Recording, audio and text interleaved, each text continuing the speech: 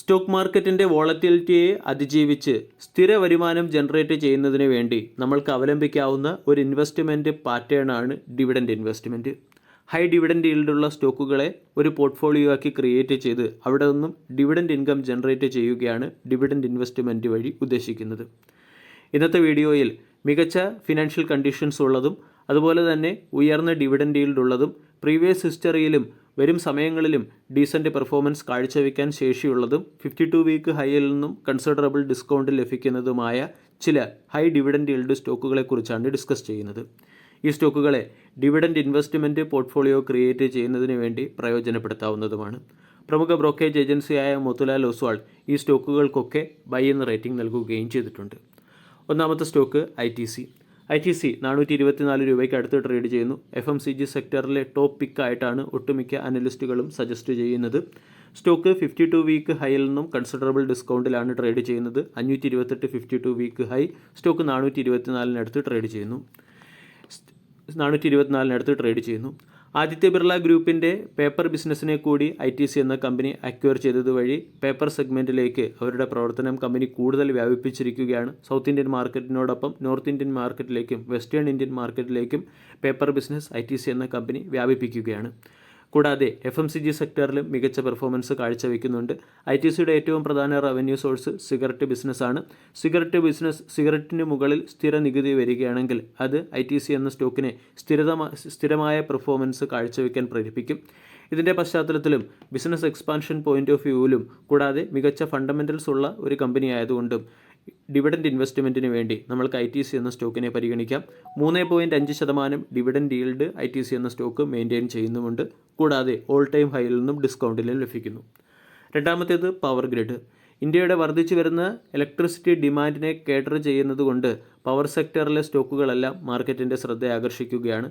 ഇവിടെ ഡിവിഡൻഡ് ഇൻവെസ്റ്റ്മെൻറ്റിന് വേണ്ടി നമ്മൾക്ക് പരിഗണിക്കാവുന്ന ഒരു പിക്കാണ് പവർ ഗ്രിഡ്. 305 രൂപയ്ക്ക് അടുത്ത് സ്റ്റോക്ക് ട്രേഡ് ചെയ്യുന്നു. 366 52 വീക്ക് ഹൈയിൽ നിന്നും കൺസിഡറബിൾ ഡിസ്കൗണ്ടിൽ ലഭിക്കുന്നു. കൂടാതെ ശക്തമായ ഓർഡർ ബുക്ക് ഉള്ളതിൻ്റെ പശ്ചാത്തലത്തിൽ ദീർഘകാല പെർഫോമൻസ് ഉറപ്പുവരുത്തുന്ന സ്റ്റോക്കാണ്. അതോടൊപ്പം തന്നെ മികച്ച വളർച്ചയും വരാൻ സാധ്യതയുണ്ട്. ഇതിൻ്റെ പശ്ചാത്തലത്തിൽ 3% ഡിവിഡൻഡ് ഈൽഡ് നൽകുന്ന പവർ ഗ്രിഡ് എന്ന സ്റ്റോക്കിനെയും നമ്മൾക്ക് പരിഗണിക്കാവുന്നതാണ്. കൂടാതെ പവർ സെക്ടറിലെ ക്യാപെക്സിലും അല്ലെങ്കിൽ ക്യാപിറ്റൽ എക്സ്പെൻഡിച്ചറിലും പവർ ഗ്രിഡ് എന്ന കമ്പനി മുൻപിലാണ്. ഇത് വരും സമയങ്ങളിൽ കമ്പനിയുടെ ബിസിനസ് എക്സ്പാൻഷന് വഴിതെളിയിക്കുകയും ചെയ്യും. മൂന്നാമത്തതും പവർ സെക്ടറുമായി ബന്ധപ്പെട്ട ഒരു സ്റ്റോക്ക് തന്നെയാണ്. സ്റ്റോക്കിൻ്റെ പേര് കോൾ ഇന്ത്യ. സാധാരണഗതിയിൽ മാർച്ച് മുതൽ ജൂൺ വരെയുള്ള മാസങ്ങളിൽ ഇലക്ട്രിസിറ്റിയുടെ ഡിമാൻഡിൽ വളരെ വലിയ വർധനവാണ് വരുന്നത്. ഈ മാസങ്ങളിൽ കോൾ ഇന്ത്യ എന്ന സ്റ്റോക്ക് മികച്ച പെർഫോമൻസ് നടത്താറുമുണ്ട്. അതിന് പിന്നിലെ പ്രധാന കാരണം വർദ്ധിച്ചു വരുന്ന ഇലക്ട്രിസിറ്റി ഡിമാൻഡിനെ കേറ്റർ ചെയ്യുന്നതിന് വേണ്ടി കോൾ അല്ലെങ്കിൽ കൽക്കരി ഉപയോഗിക്കും. ഇന്ത്യക്ക് ആവശ്യമായിട്ടുള്ള 75% കോളും സപ്ലൈ ചെയ്യുന്നത് കോൾ ഇന്ത്യ എന്ന കമ്പനിയാണ്. കോൾ ഇന്ത്യ സപ്ലൈ ചെയ്യുന്ന കോളുകളുടെ 80% ഉപയോഗിക്കുന്നത് ഇലക്ട്രിസിറ്റി ജനറേഷന് വേണ്ടിയാണ്. ഇതിൻ്റെ പശ്ചാത്തലത്തിൽ കോൾ ഇന്ത്യ എന്ന സ്റ്റോക്കിനെ നമ്മൾക്ക് പരിഗണിക്കാവുന്നതാണ്. ഡേറ്റ നമ്മൾ പരിശോധിച്ചാൽ 2030 സാമ്പത്തിക വർഷത്തോടുകൂടി 363 ജിഗാവാട്ട് എനർജിയാണ് ഇന്ത്യക്ക് ആവശ്യം വരുന്നത്. ഇതിനെ കേറ്റർ ചെയ്യുന്നതിന് വേണ്ടി കോൾ ഇന്ത്യ പോലുള്ള കമ്പനികളുടെ വളർച്ച അത്യാവശ്യമാണ്. ഇതോടൊപ്പം തന്നെ 10 വർഷത്തെ ആവറേജ് വാല്യൂഷനേക്കാളും അട്രാക്റ്റീവ് ലെവലിൽ കോൾ ഇന്ത്യ എന്ന സ്റ്റോക്ക് ലഭിക്കുന്നുമുണ്ട്. 7% ഡിവിഡൻഡ് ഈൽഡ് നൽകുന്ന സ്റ്റോക്ക് ആയതുകൊണ്ട് ഡിവിഡൻഡ് ഇൻവെസ്റ്റ്മെൻറ്റിന് വേണ്ടി കോൾ ഇന്ത്യ എന്ന സ്റ്റോക്കിനെയും പരിഗണിക്കാം. മറ്റേത് ഓയിൽ സെക്ടറിലെ ഒരു കമ്പനിയായ HPCL ആണ്. HPCL നാലാമത്തെ സ്റ്റോക്കാണ്. 52 വീക്ക് ഹൈ 457. സ്റ്റോക്ക് 389 രൂപയ്ക്ക് അടുത്ത് ട്രേഡ് ചെയ്യുന്നു.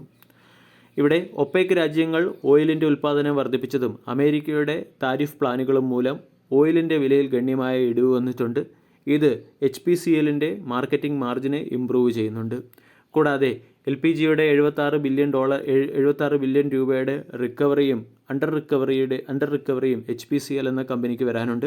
അതോടൊപ്പം തന്നെ HPCLൻ്റെ ഫ്യൂച്ചർ ബിസിനസ് പ്ലാൻ നമ്മൾ പരിശോധിച്ചാൽ കമ്പനി അതിൻ്റെ ലൂബ്രിക്കൻ്റ് ബിസിനസ്സിനെ HPCL നിന്നും ഡീമർജ് ചെയ്ത് മറ്റൊരു കമ്പനിയാക്കി മാർക്കറ്റിൽ ലിസ്റ്റ് ചെയ്യാനുള്ള സാധ്യതയുണ്ട്. ഇതിൻ്റെ പശ്ചാത്തലത്തിൽ വാല്യൂ അൺലോക്കിംഗ് പോയിന്റ് ഓഫ് വ്യൂവും HPCL എന്ന സ്റ്റോക്കിനെ നമ്മൾക്ക് പരിഗണിക്കാം. 2025 ഫിനാൻഷ്യൽ ഇയറിൽ രാജസ്ഥാനിൽ കമ്പനി രാജസ്ഥാനിൽ ഒരു വലിയ റിഫൈനറി ലോഞ്ച് ചെയ്യുകയാണ്. 17% ROEയോടുകൂടിയുള്ള വളർച്ചയാണ് മാർക്കറ്റ് പ്രതീക്ഷിക്കുന്നത്. ഇതിൻ്റെ പശ്ചാത്തലത്തിൽ HPCL എന്ന സ്റ്റോക്കിനെ പരിഗണിക്കാം. 52 വീക്ക് ഹൈയിൽ നിന്നും കൺസിഡറബിൾ ഡിസ്കൗണ്ട് ലഭിക്കുന്നു. അവസാന സ്റ്റോക്ക് കാസ്ട്രോൾ ഇന്ത്യ. അമേരിക്കയുടെയും ചൈനയുടെയും വ്യാപാര സംഘർഷത്തിൻ്റെ പശ്ചാത്തലത്തിൽ ബ്രന്റ് ക്രൂഡിൻ്റെ വില 4 വർഷത്തെ ഏറ്റവും താഴ്ന്ന ലെവലിലേക്ക് എത്തിയിട്ടുണ്ട്. ഇത് ക്രൂഡ് ഇൻപുട്ടായി പ്രവർത്തിക്കുന്ന കമ്പനികളുടെ പ്രോഫിറ്റ് മാർജിൻ ഉയരുന്നതിന് പിന്നിലെ പ്രധാന ട്രിഗറായി പ്രവർത്തിക്കും. ഇതിൻ്റെ പശ്ചാത്തലത്തിൽ കാസ്ട്രോൾ ഇന്ത്യ എന്ന സ്റ്റോക്കിനെ പരിഗണിക്കാവുന്നതാണ്. ലൂബ്രിക്കൻ്റ് സെഗ്മെൻറ്റിൽ ഇയർ ഓൺ ഇയറിൽ അല്ലെങ്കിൽ ലൂബ്രിക്കൻ്റ് ഇൻഡസ്ട്രിയിൽ തന്നെ 4.5% വളർച്ചയുണ്ട്. അതുകൊണ്ട് ഈ സെക്ടറിലെ ഒരു മേജർ പ്ലെയർ എന്ന നിലയിൽ ഈ കമ്പനിയുടെയും വളർച്ച ഇൻടാക്റ്റ് ആകാൻ സാധ്യതയുണ്ട്. കൂടാതെ വരും വർഷങ്ങളിൽ കമ്പനി കൂടുതൽ പുതിയ പ്രൊഡക്റ്റുകൾ മാർക്കറ്റിൽ ലോഞ്ച് ചെയ്യുകയും ചെയ്യുന്നു. 6.5% ഡിവിഡൻഡ് ഈൽഡ് മെയിൻറ്റെയിൻ ചെയ്യുന്ന സ്റ്റോക്കാണ്. 52 വീക്ക് ഹൈ 284. സ്റ്റോക്ക് 200 രൂപയ്ക്ക് അടുത്ത് ലഭിക്കുന്നു. അതുകൊണ്ട് dividend investment point of view Castrol India എന്ന സ്റ്റോക്കിനെയും പരിഗണിക്കാം. വീഡിയോ എല്ലാവർക്കും ഇഷ്ടമായി എന്ന് വിശ്വസിക്കുന്നു. താങ്ക്